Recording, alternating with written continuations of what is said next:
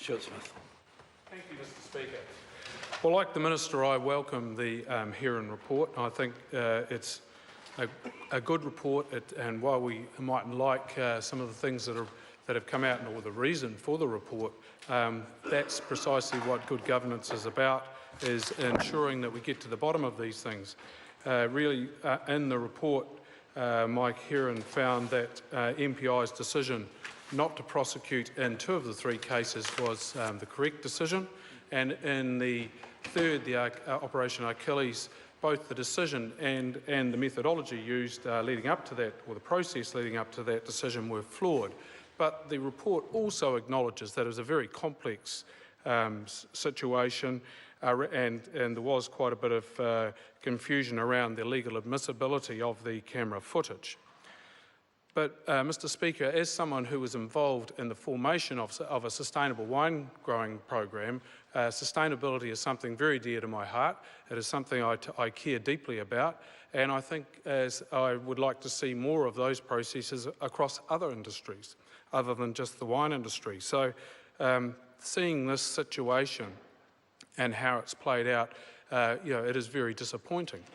But I think we've heard some very long bows being drawn in this debate this afternoon, and the assertion that recreational fisheries have been impacted and all of the blame is on commercial fishing is naive, and I think doing that doesn't admit that everybody has an impact on the environment in some way or other, and you've got to own your part of it. And I think that was very disappointing to hear that, and we've also heard some other strange things come out as well. But I want to focus on the sustainable management in our fisheries, both three aspects to that: customary, recreational and commercial fishery. But I'd like to point out, make 4 key points really, that the Minister has been involved and moved very quickly in a multi-sector group in the Blue Cod Management Group,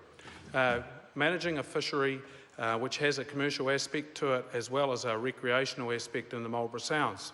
Now that group worked solidly together and got right to the bottom of the issue, the very nub of the issue, going right down to what impacts on the breeding of fish as well as what the impacts of fishing itself.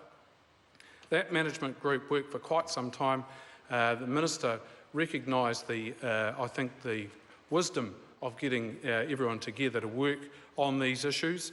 That group has led, and the work of that group has led to a decision to close the fishery and then to get rid of the slot rule, to lower the bag limit, get all of the rules around that fishery and how it's being managed done in a right and proper way, and it's got community buy-in. People now who have told me they didn't like the rules, they were breaking the rules because they thought the rules were an ass, are now actually right in behind it, and they own that fishery, and I think that is really a major step forward, and I take my hat off to the Minister. Also, we've seen likewise in the scallop fishery. The scallop fishery in the Marlborough Sounds is now closed, both the recreational and commercial fishers. The damage from the dredging in the Marlborough Sounds is up for as a subject of fierce debate. As a former farmer as well, you can't keep ploughing the ground over and over and not have an impact. And dredging on the bottom of the seabed is absolutely having an impact.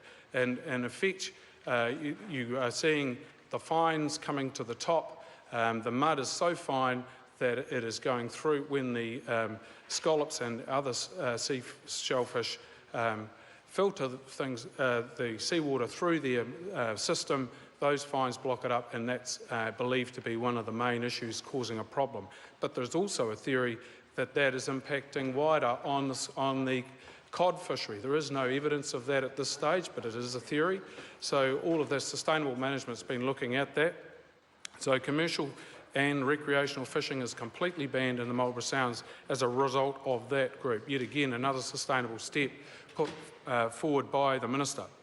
Also, I've had, the third point I want to make is about paua, and I've had commercial paua fishermen in my office really lobbying me to lobby the Minister to lower the power catch, the commercial power catch in Power 7, because they are very concerned about the sustainability of that fishery.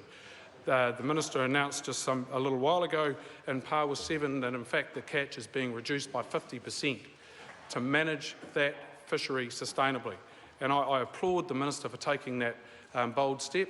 There are people that aren't happy with that, but they're putting their own interests ahead of the fishery. If we don't manage the fisheries, there won't be a fishery, and that's pretty simple, really.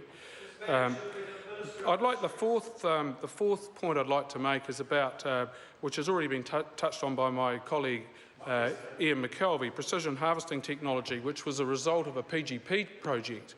And that is one will go a long way to dealing with undersized fish being caught, because the fish self-select through the device in the net, so they don't end up on the net. Fish are brought on board alive, which opens up a market which has yet been able to be accessed of live fish going overseas, which is worth a lot of money for New Zealanders. I think it's a marvellous piece of technology.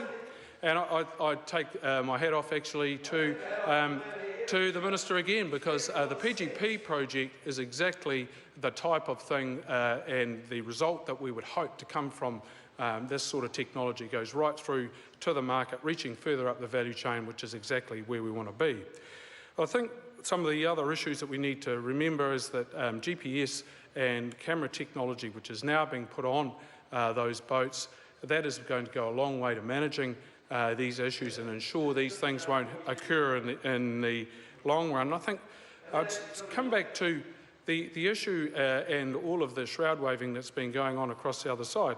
The QMS system, if it was really such a problem, and this was as big a problem as everyone is saying, then the fishery, perhaps we've underestimated the size of the fishery, would be in severe trouble if what's been mentioned today was actually really the problem. The Minister will move, I'm sure, very quickly and adopt the recommendations from the Heron report. I think the Minister did what one would expect from anyone in that position, to wait until they got right and proper advice and then to move on it. And I think that's absolutely the right thing to do. So, Mr. Speaker, I'd like to finish just by circling back and reinforcing the point that with actions such as the Blue Cod Management Group in the Marlborough Sounds and how that fishery has been managed, with the management of the scallop fishery in the Marlborough Sounds and how that is now a closed fishery. We also have Power 7, which is now being cut by 50% to manage that fishery. We see precision harvesting technology that is making a large difference and will go a long way to dealing with these issues in the future. And the technology such as GPS and camera technology on fishing boats in the future, I think will go a long way to ensure these sorts of issues don't happen again. It's not great when we're in these situations, but it's not the situation you're in, it's how you manage it, and I would put the point very strongly that it's being very well managed. Thank you, Mr. Speaker.